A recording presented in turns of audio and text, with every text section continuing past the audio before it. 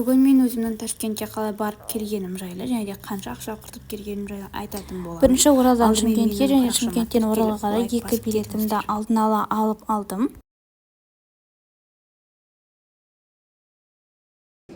Дәл осылай бірден бір ай бұрын немесе жарты ай бұрын алып қоятын болсаңыздар өте арзанға шығады. Шымкенттен мені құрбыларымен бірге күтіп алды. Мен бұл Шымкентке бірінші рет келіп тұрғандықтан маған бірден қатты ұнады. Тіптен сол түні бүкіл Шымкентті аралағым келді. Қыздармен бірге біз Тарыға келіп, Тарыдан өзіме қуырдақ заказ еттім. Тарының, Шымкенттің қуырдағына енді сөз жоқ екен. Осылай Тарының алдында тұрып естелік болсын деп видеоға да түсіп алдым. Шымкентте менің бір байқағаным 80-90% машиналар бір-бірімен жарысып, қаланың центрдің ортасында прям гонка айдап жарысқандай жарысады екен. Өмірге бұл қатты қауіпті болса да. Шымкенттің паркін аралап болғаннан кейін біз өзіміздің халал отелімізге келіп, ішін көрдік. Басында бізге іші қатты ұнады. Бірақ обслужкасы өте шамалы болды, өкінішке орай. Енді Шымкент пен Ташкенттің ортасындағы менің басты проблемамды айтып өтейін. Бұл барлықтарыңызға да қажет болады. Бұл дорожный сумка. Лучше дорожный сумкамен бармаған дұрыс.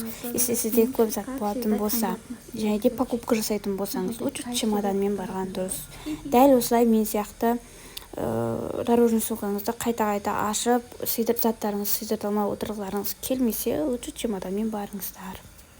Таңмен тұра сала Ташкентке такси іздедік. Енді мен Шымкенттің көшесінен в шоке болдым. Әрине, бұл шет жағасындағы көше болса да, өзімді Индияның Мумбай қаласында түсіп кеткендей сезіндім.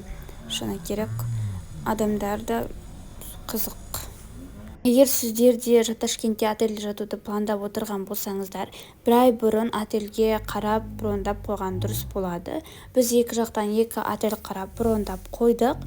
Кейін өзіміз барар кезде осы біреуін таңдай салдық. Отменять ету бесплатно болады. Және де бұл жерде ешқандай предоплатасыз брон жасай бересіздер. Бір ай бұрын брон жасаудың бір пайдасы сіздерге арзан шығады.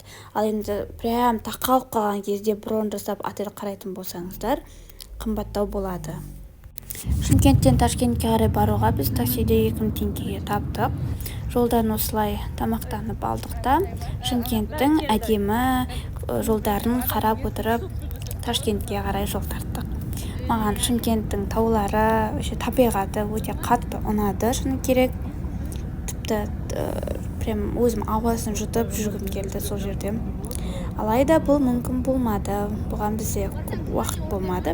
Бірақ осындай видпен біз Ташкентке қарай бардық.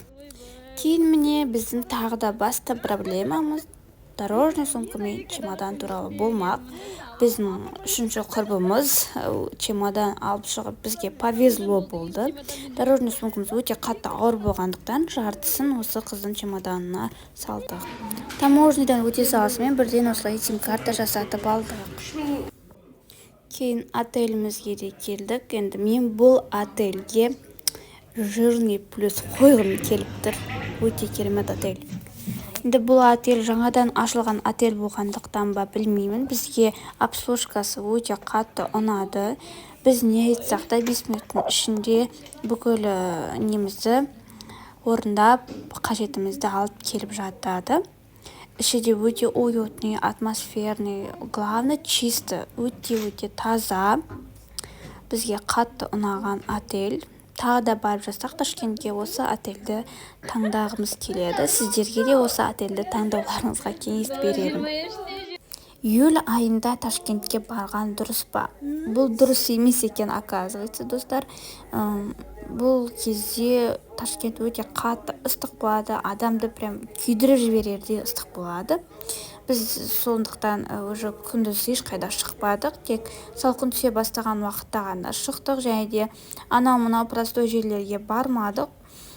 Бармағанымызда дұрыс болған екен, ондай жерлерде түк қызық жоқ екенін білдік, потому что менің туыстарым да бөлек кетіп, сондай жерлерге барып көрді. Мысалға жануарлар саябағы деген сияқты да сондай жерлерге барды. Оказывается, ондай жерлерге барып не стоит, ондай даже 1000 теңгеге де тұрмайтын жерлер. 1000 теңгеге кірген, бірақ оған тұрмайтын жерлер. Құта қандай кішкентай бір бөлмелік квадрат деп айтуға болады. Үлкен ештеңе жоқ. Видеода үлкен болып көрінгенімен ондай емес. Біз сондықтан тек өзіміз қымбат жерлерге бардық. 5 күннің ішінде біраз таксистерге мініп, біз уже таксистер арқылы өзбектердің тұрмыстық жағдайындағы басты проблемасын білдік. Бұл 70-80% уже ажырасу болып табылады, яғни көбі бойдақтар. 1 жыл, 2 жыл тұрып, уже ажырасып кетеді. Және де тағы бір басты проблемалары біз үшін, енді олар үшін проблема болмаса, біз үшін проблема болып көрінеді. Әлде сол баяғы дәстүрде қалыптасып кеткен, әлде қыздар ерте жаста тұрмысқа береді, 17-18 жаста қыздарды үйде отырғызып қояды. Сол баяғы бұрынғыша ұлттық киімде ұп-ұзын болып киініп солай жүреді екен. Қыздар ешқайда шықпайды. Бірінші және екінші күні барған ресторан бізде Ташкент молдың ішіндегі 2 ресторан. Соның ішінен таба аласыздар, егер сіздерге ұнаған болса. Обслужкалары, любой жердің обслужкасы өте керемет, бізге қатты ұнады. Ташкент қатты дамып жатыр екен. Біраз ресторандарда тамақтар қонақтардың көзінше осылай әзірленеді. Барып көріп қарауларыңызға болады, қалай әзірленіп жатқандарын. Ташкентте көп кездесетіні кепси мен пепсидің жарнамасы өте көп екен. Бұл жақта кепси қатты хит болып жатыр, общем. Енді міне барлығы барғысы келетін Сеул саябағына келдік. Бұл Сеул саябағы көбіне осылай қарап тұрған кезде таңғы уақытта әдемі көрінеді. Былай ішіндегі кафе, одежда сататын көптеген магазиндер өте әдемі. Солардың арасынан біреуіне кірдік. Бұл үшін, общем, гүлденген әлем деп бір сөзбен айта салайын.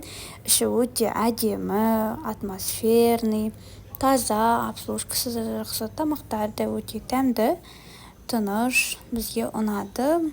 Фотоға да, видеоға да түсіп алдық. Енді міне тағы бір Ташкентке хит болып жатқан, іші прям Дубай, Турция деп адамдар ойлайтын, біз неге бассейнге келдік.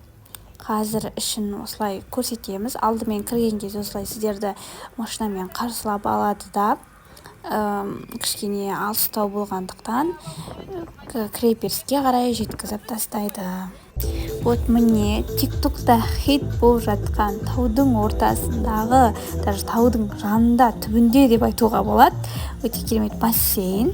Біз кішкене кештеу келіп қалғанымыз болмаса, аттак бізге бәрі де қатты ұнады. Ішін сіздерге жақсылап көрсеткім келіп тұр, өте әдемі, прям ғашық боларлықтар видтер, прям тек қана бұл ғана емес, ар жағында балалар ойнайтын жерде бар, және де вечеринка бар тоже. Бөлек бассейнге түскілеріңіз келсе, өте таза, чистый бассейн тоже бар мұнда. Енді міне вечеринка болатын жерге де келдік. Бұл жерде жай ғана вечеринка болған жоқ. Осы вечеринка келген қонақтардың арасынан туған күн иелерін ортаға шақырып, оларға бөлек жеке концерт жасап, және тегін торттар таратты. Бізге өте қатты ұнады.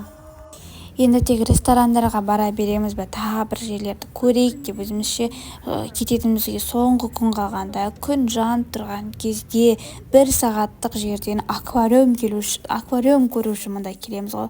Ойлаймыз ғанда үлкен аквариум шығар деп. Оказывается, біздің келген жерімізді қазір көресіздер. Бұл жерге келуге не советую, достар. Келсеңіздер, енді кешке қарай келулеріңіз келетін шығар, бірақ күн ыстықта келіп қажеті жоқ. Міне біздің келген көрген аквариумыз осы. Іші өте кішкентай, балықтары әдемі болғанымен, жаңағы мен айтқандай бір бөлменің ішінде ғана. Біз ойлағандай ондай үлкен аквариум емес екен. Енді міне барлығы білетін Magic City'ға да келдік. Бізге Magic City өте қатты ұнады, қайта барғың келе беретін жер екен.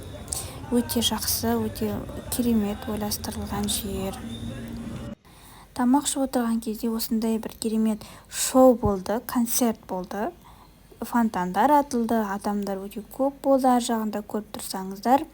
Ішінен тіпті адасып қалуға болады. Біз почти адасып қалдық, және де бізге шығуға күзетшілер көмектесті. Вот осылай біз соңғы күніміз осылай өтті. Соңғы күні осы базарға да келіп үлгердік. Базарға келген кезде абай болған дұрыс. Себебі қазақтарды өзбектер қатты алдайды, бағасын өте көпке көтеріп жіберуі мүмкін. Міне енді сүйікті отелімізбен де қоштасып кетіп бара жатырмыз. Бетіме SPF-ті толтырып жағып алыптым. Күн қатты ыстық, менде ысыдан аллергия болғандықтан бетімнің бәрі қызарып, көгеріп кетті. Сондықтан дұрыстау действующий SPF алып алған жөн болады, достар. Бетте бет қалмайды не болса да. Кетіп бара жатып, әдемі үлкен ғимараттарды да видеоға түсіріп үлгердім. Бұл жаңадан салынып жатқан ғимараттар екен. Вот. Уже бетім қызарып бастады, міне. Шымкентке келе сала қыздармен бірге тауға шықтық. Шымкентке келетін болсаңыздар, Шымкенттің тауына қарай шығыңыздар. Ол жақта бөлек отель бар, бассейнімен. Тоже сол жақтан тамақта заказ беруге болады. Там ауа райы өте күшті. Отельге келе сала бірден орналастық. Отеліміздің іші осындай. Алдында үлкен бассейні бар. Ауа райы өте, айта алмаймын енді ауа райы мына жақта. Тып-тыныш, таза ауа райы. Не осылай демалысым аяқталып, Оралыма ұшып бара жатырмын. Маған жалпы демалыс өте қатты ұнады. Тек Шымкентте де, Ташкентте де күннің ыстығы қатты болғаны болмаса, атак бәрі өте керемет өтті. Сіздер де барып көріңіздер Ташкентке. Өте әдемі қала екен. Алда алла бұйырса көптеген елдерге барамын, сіздерге пайдалы ақпараттар салатын боламын. Сондықтан маған тіркеліп, лайк басып, достарыңызға таратып кетіңіздер. Ал енді жалпы Ташкентке кеткен суммамды мен айтып өтейін сіздерге. Менде Ташкентке өзіме 200 мыңдай ақша кетті. 50 мыңы өзім покупка жасадым. Ал 150 мыңына ары қарай жүріп тұруыма 5 күн болғандықтан мен онда осындай ақша кетті. Біреулерде арзан кетіп жатады, біреулеріне қымбат, көп кетіп жатады. Енді бұл әркімнің өзінің жұмсағанына байланысты деп ойлаймын. Мен және де арзан емес, қымбат жерлерге барғандықтан осындай сумма кеткен шығар.